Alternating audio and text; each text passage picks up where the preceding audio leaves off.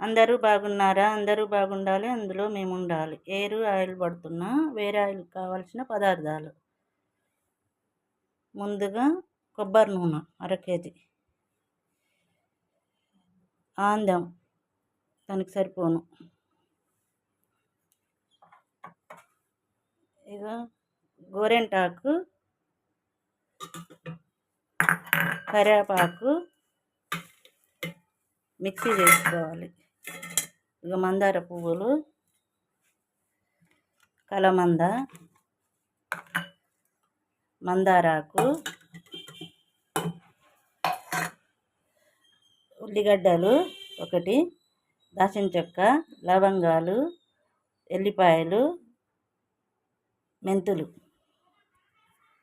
ఇంత మటు కలిపి మిక్సీ చేయాలి.